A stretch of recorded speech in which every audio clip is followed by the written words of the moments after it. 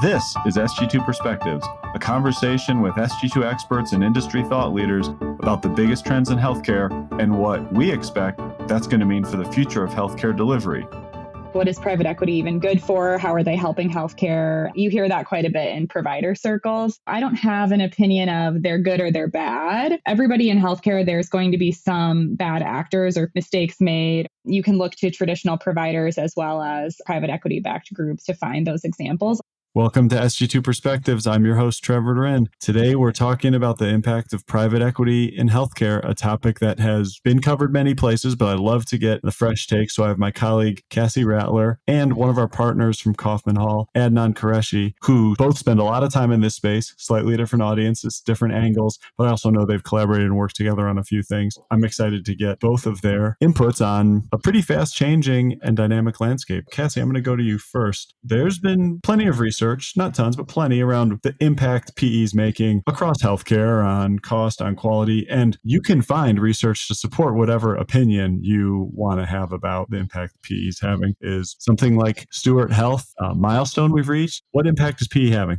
That's like a super loaded question, Trevor, but it is the one that everybody's asking. What is private equity even good for? How are they helping healthcare? You hear that quite a bit in provider circles. I don't have an opinion of they're good or they're bad. Everybody in healthcare, there's going to be some bad actors or mistakes made. You can look to traditional providers as well as private equity-backed groups to find those examples. Steward Health is just topical and current and the one that people want to talk about right now. Private equity has come in to create access in a lot of different areas that traditional providers haven't been as focused on or haven't been as willing to state claims. So when you look at, for example, like the behavioral health world, there's so many PE-backed behavioral health facilities out there, and they're finding a way to make that work for them financially, while a lot of traditional providers are just saying it's too difficult or we can't find margin in BH, so we're just not going to do it. That's one way that private equity, by just creating that access, has been improving the quality of healthcare. And there's other examples. I recently have seen one study that's circulating around fertility centers and how when private equity takes ownership of fertility centers away from independents, that they actually highly improve the quality of the care that's being provided. And that's something that more and more families are needing to use those types of services, and who wouldn't want to see that quality improvement happening as a result of private equity ownership.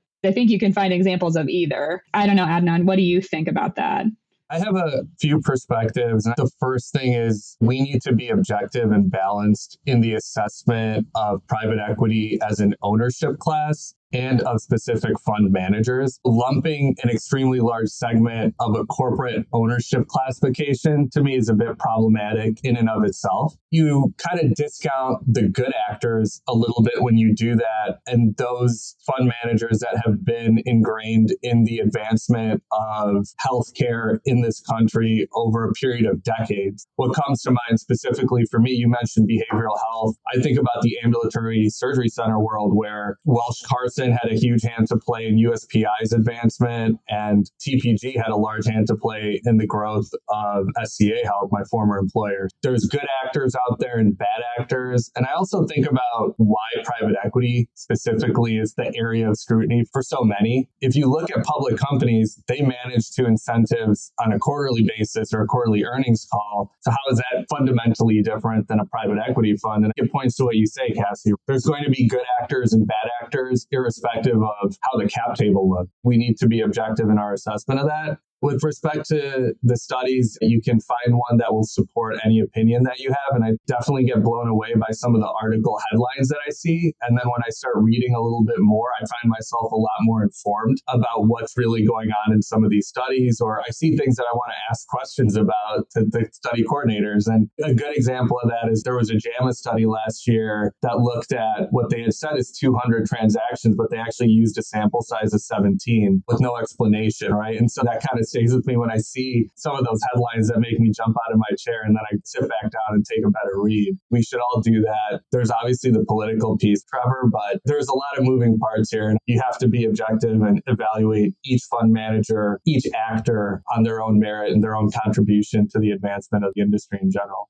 All right, let's pull on that thread a little bit. So, recent Wall Street Journal article was saying deal volume's been down, especially roll-ups within healthcare this year compared to the last 3 years at this point in the year. They were speculating it was because of new FTC scrutiny. The fund managers they interviewed said, don't worry about it. It's just rates. This isn't a big trend. It's not going to stay down for the whole year. But the numbers so far looks like each of the 3 years, roll-ups have ticked down a little bit, and this year they're way down. Is it a combo of the two things? Is it the FTC having a big impact? Is it a learning across the industry of how much juice they can squeeze out of these roll-ups? Adnan, what do you think? It's a great question, and we can speculate as to what's driving it, but fundamentally, the roll-up strategy is harder to execute on when interest rates are increased, and also valuation multiples may not be as rich as they were historically, and the credit that you can get for a pro forma adjustment might not be what it used to be as well. Historically, it's a lot easier to be less discerning and pursue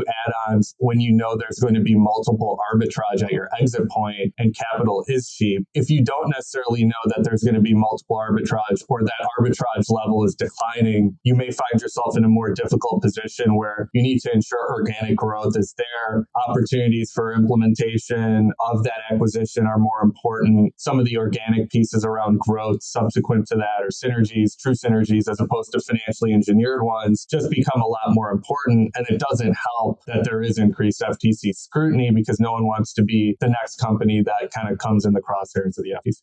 The only thing that I want everybody to hear is just that focus on organic growth and continued focus on the vertical integrations to create true revenue or like revenue quality, which is something that we also are talking to providers quite a bit about. That's a theme that within our finance practice that we're talking to strategists and CFOs saying, you guys have to come together and make sure that your revenue quality is there. And private equity, they might have different tools in their toolkit, but really it's the same concept. They're going to be focusing on organic growth and revenue quality because that's what levers they have available to them in the current environment. But yeah, I feel like the thing with the FTC, like what I was hearing too much of is all around the non-competes. And I feel like private equity is still not going to be that worried about it. One, because they're constantly evolving their alignment models to try to win, to recruit the physicians and maintain. They need the providers for the organic growth. They're just better equipped to pursue like legal action. So I don't think they're worried about it yet. And that's the other thing we've been hearing a lot about is people are wondering what's going to happen with these non-competes. And is that going to open up a whole new world for private equity and for traditional providers to recruit back physicians more readily after a private equity acquisition? And I just don't necessarily feel like PE is that worried about it yet. Casi, I'm going to come back to you because this is another theme we've been hearing from members in a variety of conversations, but I know you've heard it playing out on how PE is adapting to this change. That's around workforce. And specifically, I mean, whenever I talk to providers, you kind of get some of the same themes. I recently got one of the ways they could better handle adapting to what consumers want is more Tesla charging stations in the parking garage. And I just sort of let that one roll. But another one that comes up all the time is around different generational expectations for what the work-life balance is going to look like. And as PE has had to acquire and partner with physicians as they've grown, they're probably dealing with the same things that I agree with you. They're probably better at adapting and evolving along the way. What might traditional health be able to learn from how private equity-backed groups are dealing with some of the generational differences in the workforce?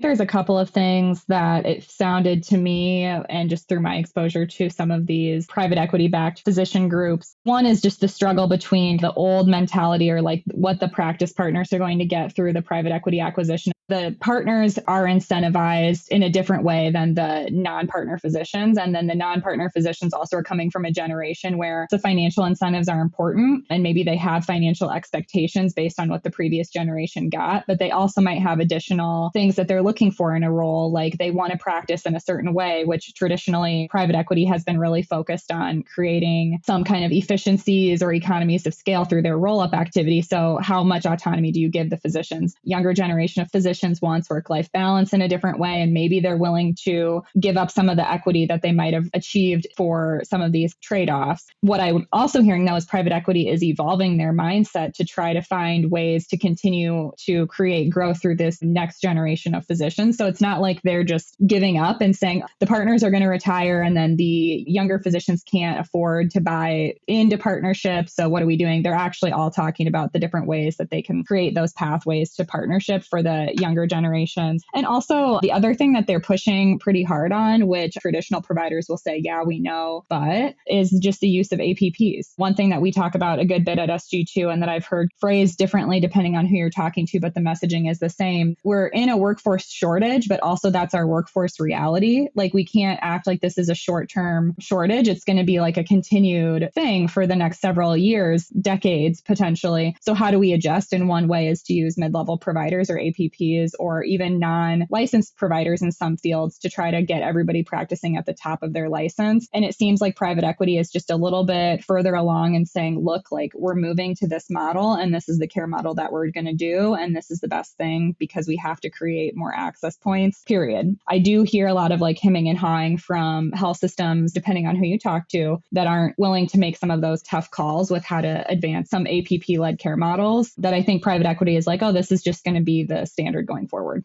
Adnan, around that same theme, we're seeing, and not surprisingly, PEs adapting, changing, evolving a little quicker than some of the big battleship health systems. Are you seeing any new themes around ASC partnership and equity models? Is that evolving and changing at all? Yeah, Trevor, so that's an area, having worked at SCA Health, is a place that's near and dear to my heart and where I spend a lot of my time currently. And I think we've seen an evolution away from what was the historical norm of a joint venture arrangement between a health system and an ASC management company, which was always set in stone and what's referred to as a three-way joint venture, with a health system owning 26%, a manager owning 25%, and physicians owning 49%, kind of as like the standard playbook arrangement. And now what we're seeing is new entrants in that world that are willing to do different things that historically weren't the norm. Most notably, as it relates to our health system partners, one that does have private equity backing, Compass, which is backed by TPG, who was SCA's prior capital partner, and also Health Velocity Capital. They have a partnership with Bon Secours Mercy Health that's going well. They announced another one recently in Florida. And then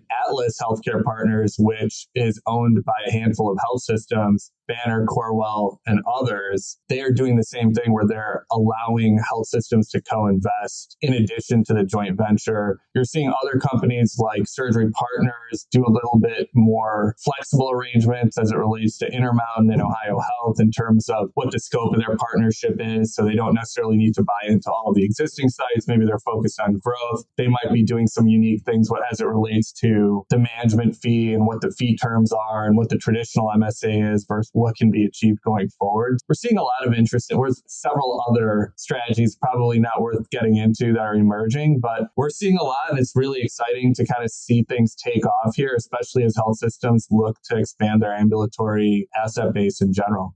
All right. You spend a lot of time having conversations with different partners everywhere across the spectrum. You get to go to industry events, hear from both sides. What's something you heard recently that kind of stood out? It was an outlier. It was a new thought. It was a new angle or area that maybe you could just put in your back pocket that this was the first time you heard about this and it's something you're going to keep your ears open for. Honestly, I don't hear anything that surprises me. Everything that Adnan just said about health systems, I'm trying to not come off so negative because I know this is going out to the Gen Pop. My thought process is really often, why are health systems so slow to adopt some of the private equity playbook? And that's part of my job at SG2 is to say, okay, how are we able to use some of the playbook of private equity and other disruptors to our advantage? And honestly, it does sometimes surprise me how much leaders want to talk about the things that we were saying at the top about the villainization of private equity. We want to spend a lot of breath on that, but we don't spend a lot of our critical thinking time on, well, what could we borrow from them? So I actually find it very refreshing, Adnan's description of, we have these different health systems that are advancing their strategies by doing collaborative investment models, and also de-risk themselves that way a little bit, pursuing a different way to grow and understanding that they can still achieve their core mission without feeling like they need to make themselves constantly in the red. That's not that surprising. It's more of just like, I'm surprised that we still haven't evolved a little bit further, and that I hope that health systems feel like they can use private equity as another tool. Their partnerships can be just another tool to advance and grow and create access to services. Like, I also started by saying behavioral health services, if you look at how much private equity has invested in creating access for things that we know, every single onsite I've ever done, behavioral health forecast way exceeds the capacity available. Is it really all that bad? I don't know.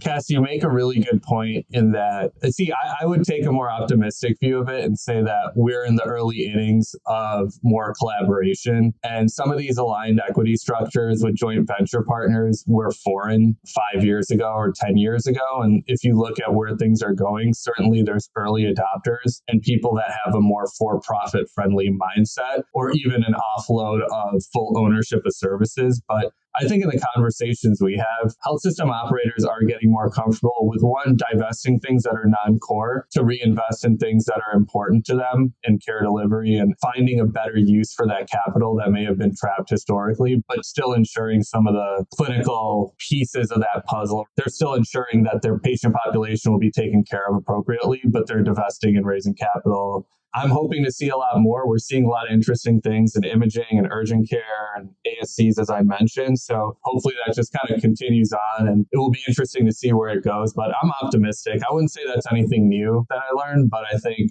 I generally just have optimism for that. Thanks for listening. If you like this episode, please subscribe, rate, and review us, and or follow us on Twitter and LinkedIn at Sg2 Healthcare. And if you want to talk more about innovative healthcare strategies, you can always email me at sg2perspectives@sg2.com. Finally, Sg2 is a Vizient company, and there are a bunch of Vizient podcasts that you might like. You can find them at Vizient /podcasts. Have a great day.